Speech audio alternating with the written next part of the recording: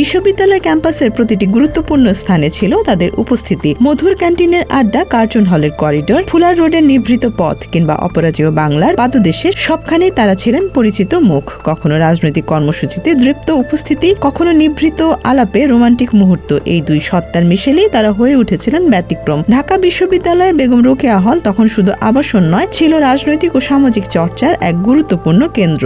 ভালো ফলাফল বা প্রভাব ছাড়া মূল ভবনে আসন পাওয়া ছিল প্রায় অসম্ভব। এক্সটেনশন ভবন থেকে মূল ভবনে আসন পাওয়া মানেই ছিল এক ধরনের স্বীকৃতি।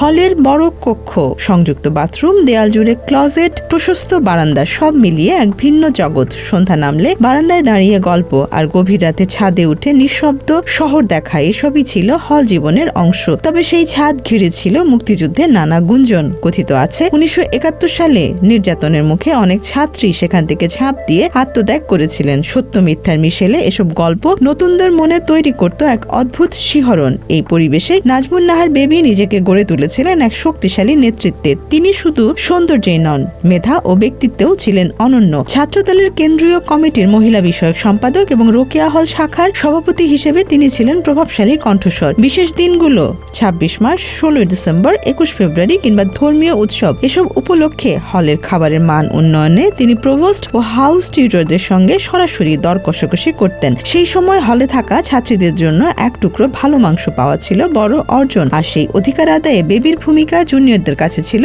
অনুপ্রেরণার।